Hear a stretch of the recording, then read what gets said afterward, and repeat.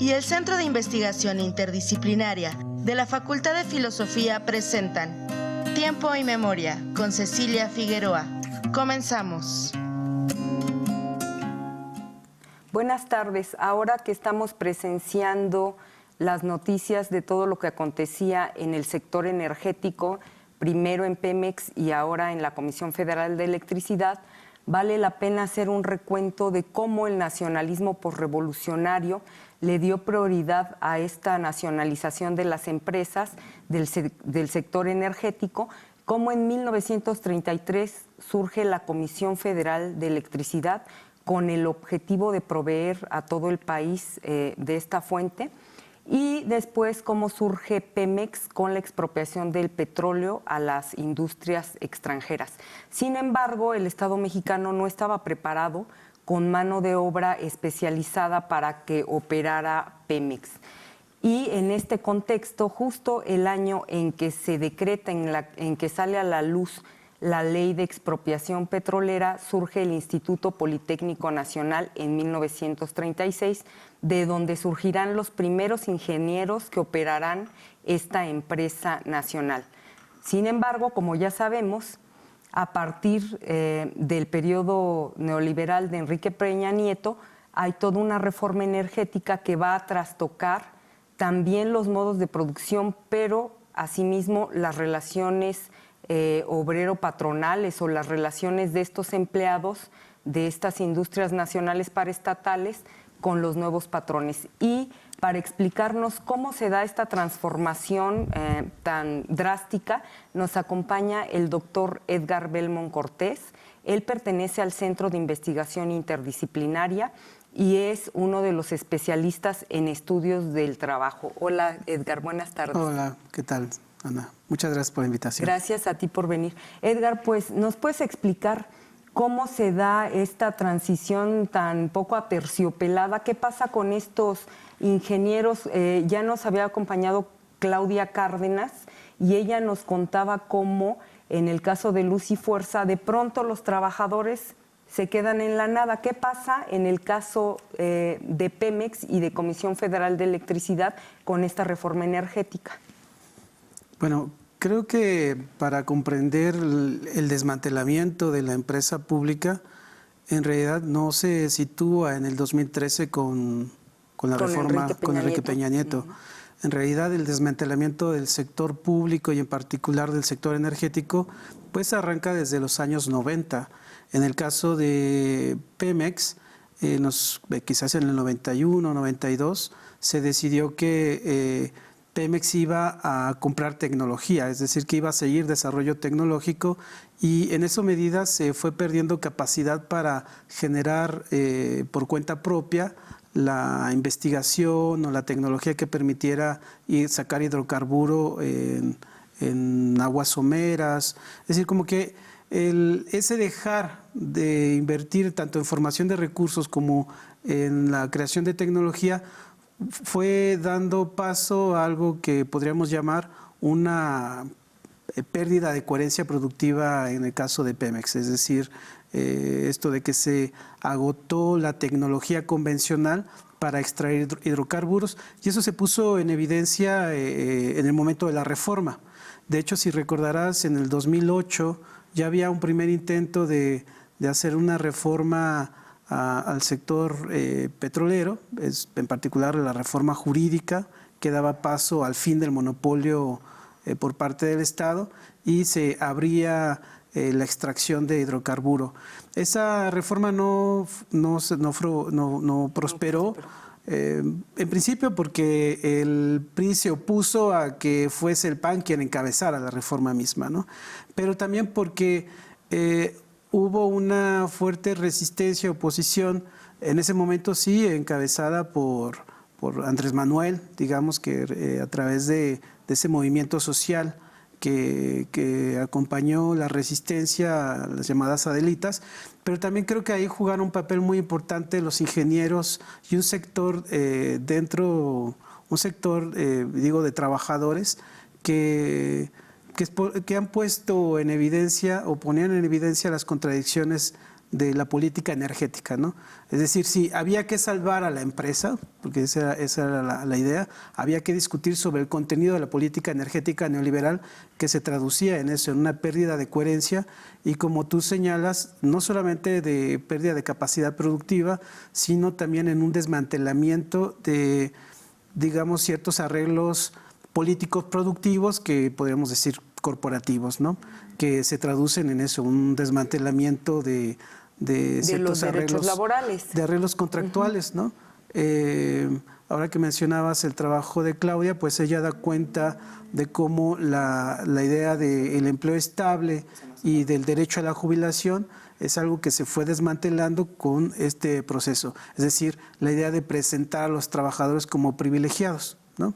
Pero entonces el tema de la reforma energética y el desmantelamiento de la empresa, como ves, es un tema complejo porque implica, por un lado, lo técnico operativo, o sea, la dimensión productiva, lo que nos lleva a discutir, como tú planteabas, el acceso a tecnología, pero también en términos de formación de recursos humanos.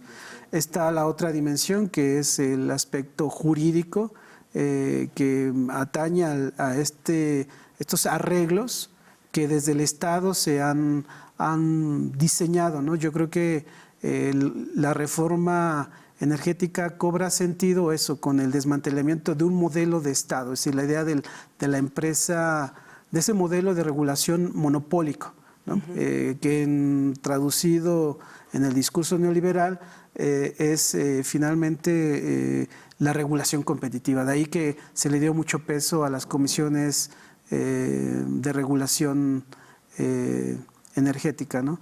Entonces, esa es otra dimensión, creo que importante, y además que pues toda la economía mexicana pues ha extraído del sector energético buena parte de los recursos para sostener todo el trabajo administrativo, ¿no? Operativo del Estado. Entonces, por eso yo no situaría el tema de la reforma energética o los cambios que hay en Pemex en 2013, sino creo que habría que irse desde los años 90. El caso del sector eléctrico todavía es mucho más antiguo, patente, ¿no? Digamos, todas esas contradicciones en términos de política energética, porque el caso Comisión Federal de Electricidad surge con la idea de lograr la electrificación del país, ¿no? Surge con esa misión. Y cuando se define cuáles son las misiones de servicio público, pues estaba integrado a través de un conjunto de actividades, es decir, generar, transmitir, distribuir, comercializar. Claramente el sector eléctrico es un monopolio natural. Desde la generación hasta la comercialización es todo un proceso y todo se hace en el momento, digamos, ¿no? Y esa era la misión de Comisión Federal de Electricidad. En términos de servicio público, hacer accesible la electricidad bajo el supuesto de que la electricidad pues, es un bien, no puede reducirse a una mercancía, no puede dejarse al mercado la premisa de llevar la electricidad a pueblos, ¿no? En tanto que un bien pues, es una base de cohesión social, digamos, ¿no? De integración. Lo mismo que la comunicación o el transporte, ¿no? El acceso a los servicios era eso. Sin embargo, hoy López Obrador declara que el 50% de la electricidad ya la consumimos a partir de empresas privadas extranjeras, y además tú mencionas en tu investigación que a partir de 2015 hay 7 empresas subsidiarias de Pemex. Entonces, obviamente, forma parte de la reforma energética esta privatización. Y tú en tu investigación dices que antes lo que prevalecía era el lema de soberanía y seguridad energética. Y esta se trastoca y ahora cambia por una lógica gerencial, competitiva y trabajo por proyecto. ¿Qué significa este cambio de paradigma, Edgar? Pues básicamente cambios organizacionales en el que casi todo el sector energético ha sido por obras, por contratos, ¿no? Te comentaba el caso del sector eléctrico, que me parece es patente porque en el 92 se hicieron cambios a la Ley de Servicio Público de Energía eléctrica, y allí se dijo que la producción por parte de privados no se consideraría como una actividad de servicio público, y eso dio paso a que Comisión Federal de Electricidad contratara a través de privados la generación de energía eléctrica. De allí que actualmente pues una buena parte del mercado la tiene el sector, los generadores privados, ¿no? Comisión Federal de Electricidad quizás estará distribuyendo por cuenta propia alrededor del 55%, el demás es a través de cogeneración o producción independiente. Esa reforma que hizo Salinas, yo digo que es muy importante porque para mí desvirtúa lo que es el servicio público. Cuando hablas tú de soberanía y seguridad energética, claramente estaba inscrito en las misiones de servicio público. Era esto, llegar a hacer llegar el acceso de energía eléctrica, de hidrocarburos, en una idea de desarrollo nacional. La idea de nación está presente y de ahí que es a través de las empresas estatales quienes se encargan de cumplir esa misión.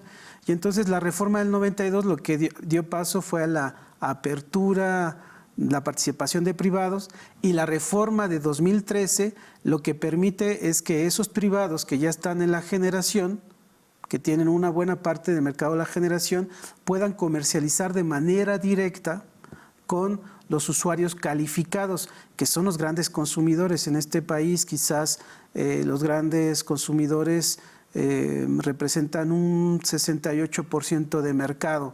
Estoy hablando de las grandes empresas. El servicio doméstico representa un 30% quizás, ¿no? CFE se queda con ese servicio básico y la reforma de 2013 lo que permite es abrir la generación y la comercialización a la participación, bueno, más bien legaliza en el caso de la generación, pero abre la comercialización de ese gran mercado que se va a traducir sin duda en una pérdida muy grande para Comisión Federal de Electricidad, ¿no? Lo que hemos estado viendo ahora son algunos ajustes, se van a poner a revisión esos contratos, justamente con la idea de poner nuevamente en el centro la coherencia productiva, ¿no? Yo creo que esto que señalabas tú respecto a cómo se pasa de una dimensión en términos de organización productiva centrada en la tecnicidad, que estaba en las empresas públicas, por eso el tema de tecnología y formación, se pasa a una lógica gerencial, que en el caso de Pemex, por ejemplo, podrían argumentar que es mucho más rentable importar gasolinas que generarlas, ¿no? O sea, se impuso una lógica de inversión de muy corto plazo. Por ejemplo, en el caso de electricidad, en el periodo de Calderón, el de Vicente Fox, se empujó muy fuerte la generación a través de plantas de ciclo combinado, que la tasa de desamortización de esas plantas son alrededor de 2-3 años, y es una visión de muy corto plazo porque finalmente pues nuestro país tiene que importar gasolina para mantener esas plantas operando, pero además el gas se compra también a empresas transnacionales quienes tienen los contratos para proveer el suministro. Entonces ha sido sí un desmantelamiento gradual de las empresas. Yo creo que este gobierno se confronta a eso, una pérdida de coherencia productiva. Ahí yo creo que tiene mucho sentido cuando plantea el propio presidente o el propio director de Comisión Federal de Electricidad, Manuel Bartlett, que la política energética era irracional desde una perspectiva económica. Claro, lo que se impuso, insisto, es una perspectiva de muy corto plazo, y yo creo que ahí hay muchos negocios que la clase política estableció, ¿no? Yo plantearía en esos términos, ¿no? Que lo que estamos observando es eso, pues, consecuencias de 20 años de desmantelamiento del sector energético. No va a ser simple revertir esa tendencia. ¿A qué te refieres con ciclo combinado? Son plantas de generación que utilizan gas y aprovechan el enfriamiento, el vapor, para generar en doble proceso energía eléctrica, ¿no? Y entonces ese gas es el que ya estamos importando, por Claro. eso dices que generar electricidad ya es muy oneroso para el Estado. Yo creo que fue, o sea, CFE tenía un buen margen de reserva. La política que se estableció en los gobiernos liberales fue sacar de operación o dejar de invertir en otros, sacar de operación plantas, pero también dejar de invertir, por ejemplo, en la hidroeléctrica, ¿no? Porque una planta hidroeléctrica, la tasa de retorno, o lo que digo de tasa de la amortización es a más largo plazo. No es lo mismo que llegar con una planta que la instalas como Quitapón y estar operando quizás, no sé, 15, 20 años hasta que se agote el gas, ¿no? Pero una planta hidroeléctrica es de inversión de más largo plazo. Por eso es que el Estado invirtió mucho en infraestructura. O sea, la integración del sector eléctrico se alcanza hasta a finales de los años 70. Hasta finales de los años 70. Y es una gran inversión del Estado que hizo en infraestructura, que se fue... Y como es finalmente el Estado, es en una perspectiva de largo plazo, pues recae en el Estado, ¿no? Tú hablabas de los procesos. Uno es la producción o generación de electricidad, otro es la distribución y finalmente la comercialización. En el caso de México, las empresas privadas transnacionales, ¿en cuál de estos procesos ya están operando? ¿En producción, distribución, comercialización, en todos? ¿Cómo lo hacen? En la reforma del 2013 reservó al Estado únicamente la transmisión y la distribución. Es decir, la operación del sistema eléctrico, y lo podemos ver a través de las torres de transmisión, que son las que distribuyen toda la electricidad por todo el país, ¿no? El sistema eléctrico nacional está integrado. Y las redes de distribución, pues los encuentras desde las subestaciones a los postes que hacen el tendido para consumo doméstico, ¿no? Que son los postes que vemos en todas las áreas. Allí se supone que está reservado al Estado la operación. Sin embargo, Comisión Federal de Electricidad puede licitar contratos para extender, ampliar o dar mantenimiento a las redes. De hecho, se acaba de cancelar un contrato que pretendía integrar, que estaba un proyecto que se estaba desarrollando en el Istmo.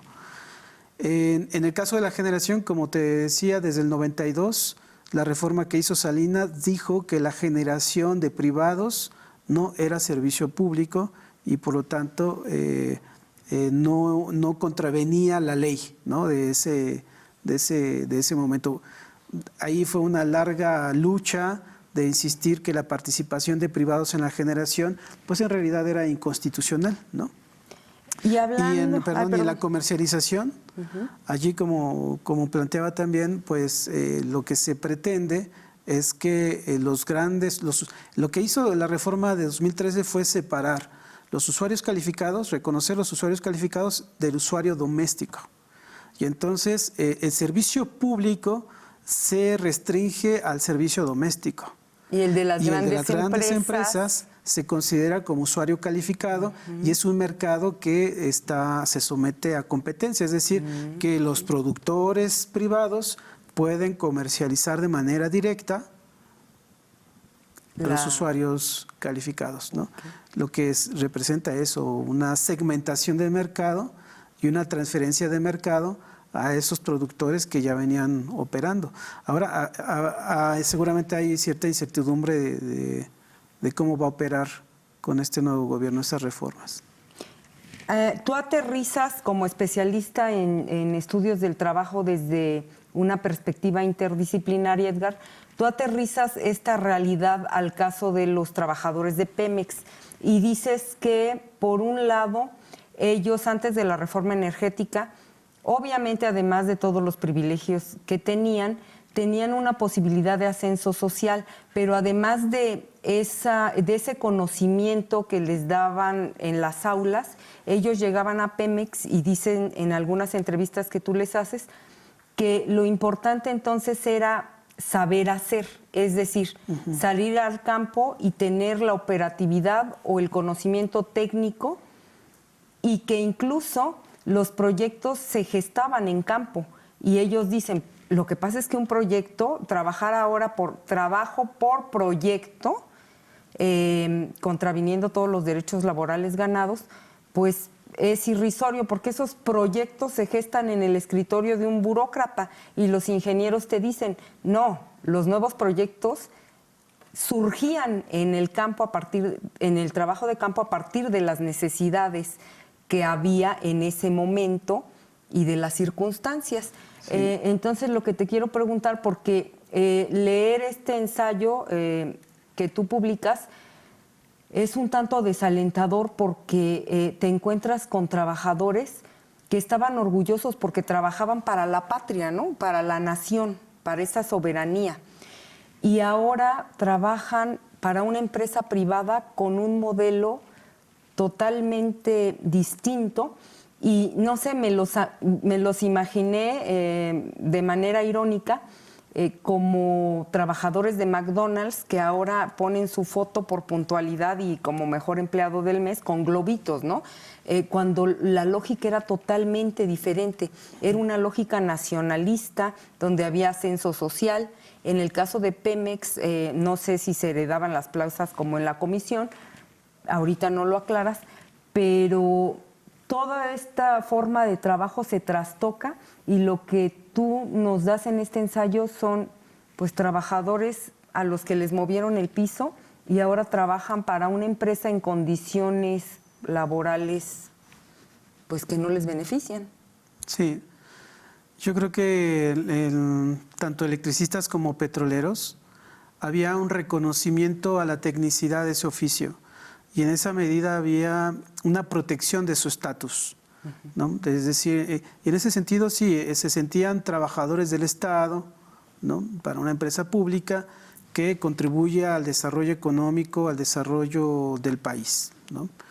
Ese modelo que es propio de la empresa pública integrada, es decir, de ese periodo conocido como desarrollo estabilizador o el Estado postrevolucionario, pues se fue desmantelando, y yo creo que se atacó esta dimensión técnica operativa, y hasta con toda esta lógica gerencial que se instaló, lo que observamos fue en trabajo de campo una fuerte separación entre el trabajo administrativo de la alta gerencia pública con el trabajo que se hace en campo, ¿no?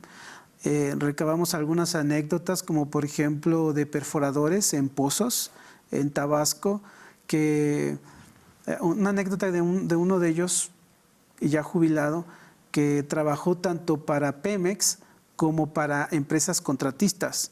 Y podías tú tener en un campo petrolero, en un pozo, podías tener a gente de Pemex y a gente de empresas como Halliburton, por ejemplo, y el perforador pues recibía órdenes de ambos, y a veces con una orientación que no era muy clara o contradictoria.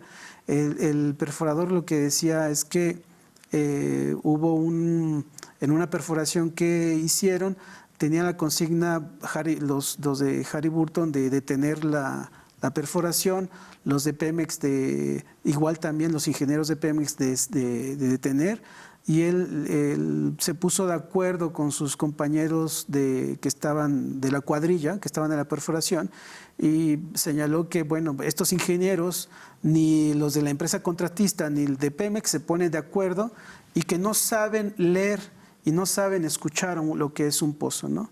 Y prácticamente él tomó en mano como dice, se la jugó. El control, arriesgó su vida. Y dice, hay que saber escuchar el pozo, y que eso solamente se logra con el trabajo, con la experiencia, ¿no? Y lo que observamos ahora, porque el trabajo que hemos estado haciendo en Tabasco, es que muchas empresas que ganaron licitaciones en pozos están echando mano justamente de jubilados que tienen conocimiento de pozos, y es algo que podríamos calificar como también un despojo de conocimientos, ¿no? Muchas gracias, Edgar. Tienes muchos temas, esperamos que nos acompañes en próximas emisiones. A nuestros televidentes, muchas gracias por su atención y nos vemos en la próxima emisión.